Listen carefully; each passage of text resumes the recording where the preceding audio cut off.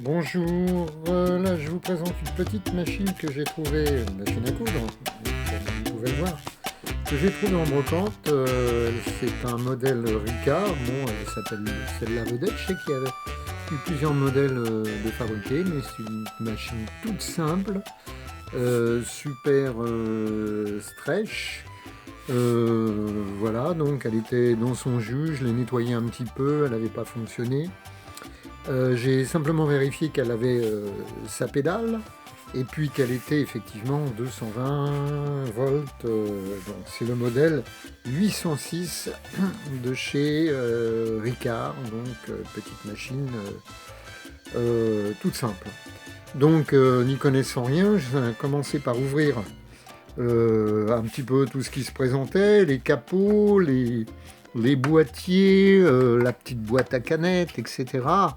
Et donc j'ai regardé un petit peu comment c'était fichu, et voilà.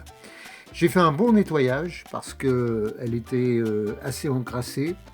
J'ai graissé les petites colonnes de montée-descente, de fonctionnement. J'ai vérifié que l'ampoule fonctionnait bien, etc.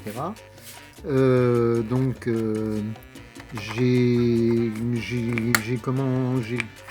tout retiré, tout nettoyé. Je l'ai fait tourner à la main, bien évidemment, qu'elle de la mettre en route électriquement, parce que j'avais peur qu'elle bloque. Alors elle bloquait un peu, elle devait être un peu encrassée et les mécanismes un peu collés par la graisse ou l'huile. J'ai simplement ouvert le petit capot au-dessus. Donc je vous montre simplement un petit peu la mécanique avec les câbles. J'ai vérifié la courroie. La courroie, je l'ai faite tourner. Elle n'était pas cassée, pas trop fatiguée. J'ai eu de la chance, pour environ 15 €. Ici, cette partie-là était un peu grippée. En fait, c'est la partie sur laquelle on a le réglage de la tension du fil. Chose très très importante. Et on verra tout ça tout à l'heure quand on va commencer à la mettre en route. Voilà en gros la machine. Donc avec son petit pied de biche, sa petite boîte à canettes et sa canette, et pour finir son petit chat d'aiguille. Donc ici c'est pas une machine à coudre, c'est un parc zoologique. C'est bizarre d'ailleurs le vocabulaire qui est employé pour ce type de machine. On fait un petit peu le tour avec mon ombre derrière. Donc voilà, elle est toute simple,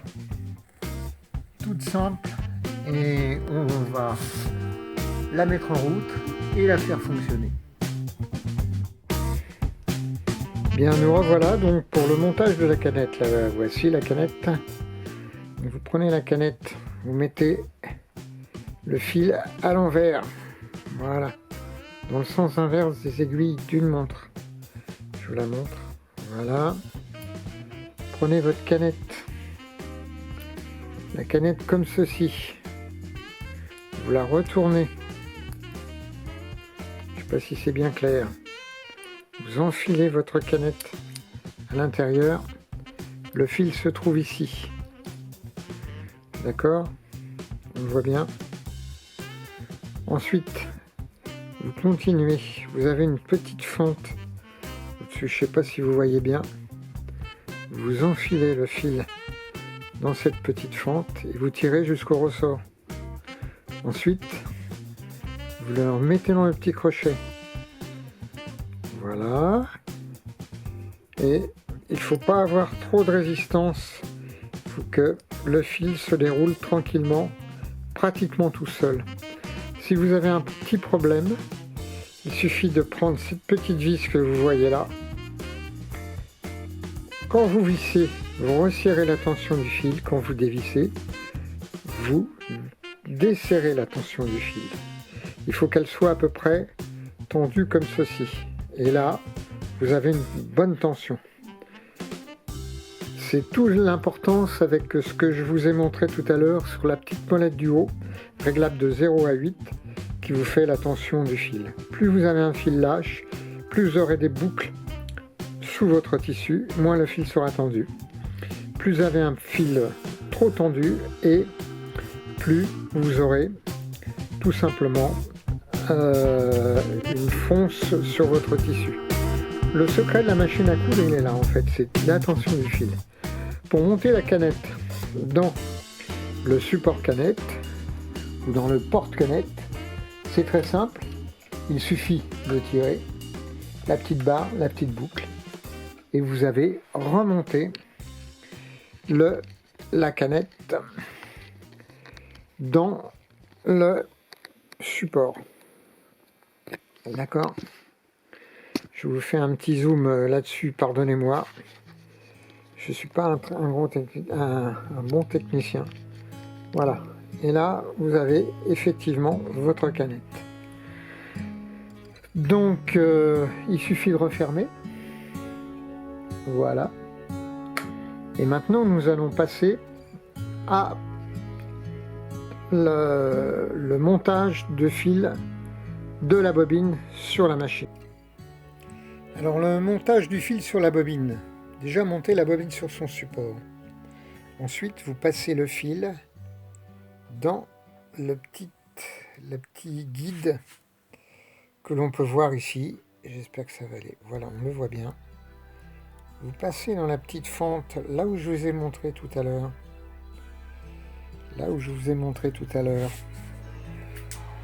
Voilà, dans cette petite fente, vous descendez votre fil à droite.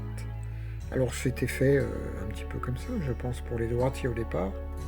Ensuite, vous redescendez dans le petit anneau en bas. Je ne sais pas comment on appelle ça. Et vous allez remonter ici, là où il y a ce ressort dont je vous parlais. On voit bien.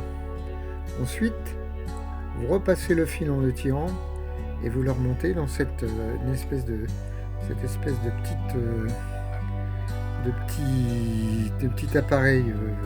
Voilà, on appelle ça une petite, je sais pas quoi. Je connais pas le nom.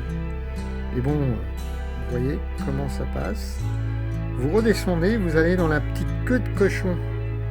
Alors tout à l'heure on a parlé de pieds de biche, de chat et de comment dire de je ne sais plus, enfin bref, voilà. Dans la petite queue de cochon, vous arrivez dans une deuxième petite queue de cochon. Alors là, ça va être un peu compliqué avec mon appareil. Vous mettez dans cette petite queue de cochon, voilà, et ensuite directement vous allez arriver sur le petit chat de l'aiguille que l'on voit pas très bien. Bon, si. Donc voilà. Je vous reprends dans 5 secondes. Bon, maintenant nous allons remonter le fil de l'aiguille, de la canette.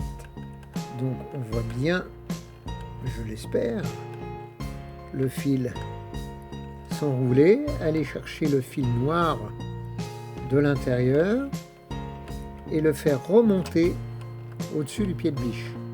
Il est bien sorti. Voilà, une fois qu'on le voit bien, très bien. Une fois qu'il est sorti et remonté hors de la canette, nous allons simplement passer une petite aiguille pour l'emmener à l'extérieur. Voilà. Donc la machine est prête à coudre. Tout simplement. On referme la boîte à canette. Nous allons pouvoir commencer à coudre. Je vous rappelle la bobine, le petit passage de fil à droite. Nous redescendons vers la petite fente pour le réglage. Là nous sommes à 2,5, en moyenne c'est à peu près 3. On redescend le fil vers le petit étrier en bas avec son petit ressort. Ensuite, une fois qu'on l'a repassé vers la gauche, donc voilà, un peu de netteté, on le remonte vers ce petit outil dont je ne sais pas trouver le nom, et on les redescend vers les deux petites queues de cochon, une et deux, pour l'emmener dans le chat de l'aiguille et l'amener vers l'arrière.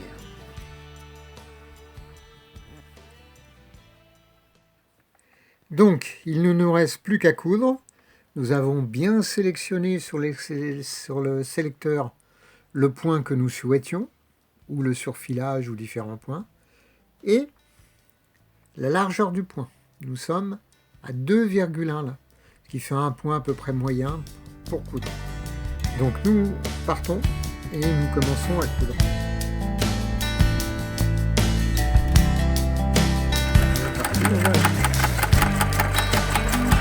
Et donc voilà, la machine est partie, on peut aller un peu plus vite. La tension est bonne. Là, faire un petit peu de marche arrière pour bien sécuriser notre couture. Il suffit d'appuyer ici. Donc j'appuie quelques secondes et mon aiguille va en arrière. Dès que je relâche, elle repart en avant. Le relevons le pied de biche, nous remontons notre aiguille et nous pouvons constater que nous avons un point quasiment parfait. Je vous le montre là, voilà. Y compris vers l'extérieur, donc vers l'intérieur, puisque c'était le fil noir. Et donc nous avons un point quasiment parfait. Donc j'ai pu réaliser avec ce type avec les différents réglages, donc ce type de point que notre couture me permet d'effectuer la Ricard vedette, voyez, d'une façon très très simple.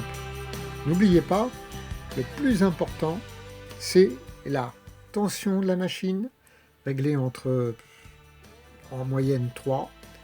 Après, c'est vous qui voyez en fonction de votre fil, parce que le fil peut influer aussi sur la tension et le serrage du point, et la largeur du point. Voilà. Et sur cette machine que l'on trouve encore fréquemment dans le commerce, c'est qui est une excellente machine pour, disons, débutants. Voilà. À bientôt.